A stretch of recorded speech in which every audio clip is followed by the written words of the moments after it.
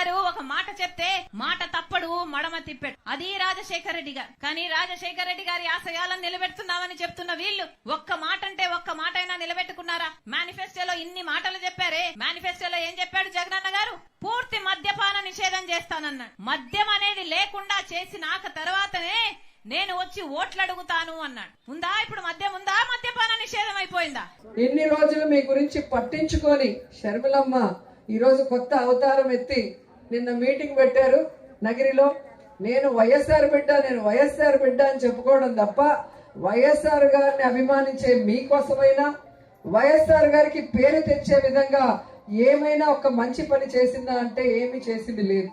మొన్నటి వరకు తెలంగాణలో వైఎస్ఆర్ తెలంగాణ పార్టీ అని పెట్టి నేను ఇక్కడే పుట్టాను, ఇక్కడే పెరిగాను, ఇక్కడే పెళ్లి చేసుకున్నాను, తెలంగాణ ప్రజలే నా ప్రజలు, వాళ్ళకి సర్వీస్ చేస్తాను చచ్చిపోయేంత వరకు అనింది.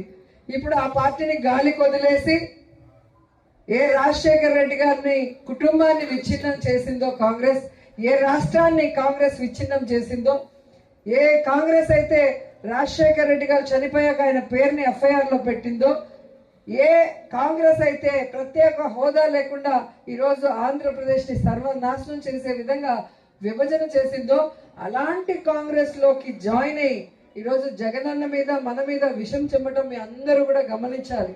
ఎందుకంటే నిజమైన రాజన్న బిడ్డ జగనన్న మాత్రమే. తన తండ్రి పేరు ప్రతి ప్రజల గుండెల్లో జీవితాంతం గుర్తుండే విధంగా ఆయన ఆశయాలకు తగ్గట్టుగా ఆయన కోరుకున్న విధంగా పేద ప్రజలకి ఈరోజు పనిచేస్తూ వైఎస్ఆర్ పేరు మీద పార్టీ పెట్టి ఎన్ని కష్టాలు, ఎన్ని అవమానాలు, ఎన్ని తప్పుడు కేసులు పెట్టి జైల్లో పెట్టినా కూడా ఏ రోజు పారిపోలేదు, ఏ పార్టీకి తల వంచి వాళ్ళకి సరెండర్ అవ్వలేదన్న విషయాన్ని మీరు తెలుసుకోవాలి. కానీ షర్మిల గారు ఈరోజు కాంగ్రెస్ లో చేరి వైఎస్ఆర్ ఆత్మని క్షోభించే విధంగా చేసింది.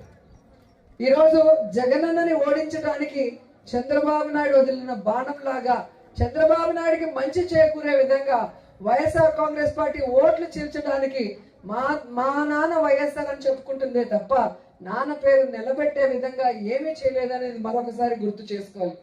ఈరోజు వైఎస్ఆర్ ఆశయాల కోసం పనిచేసేది జగనన్న అయితే వైఎస్ఆర్ ఆస్తుల కోసం ఈరోజు రోడ్డెక్కి పోరాటం చేస్తుంది షర్మిల.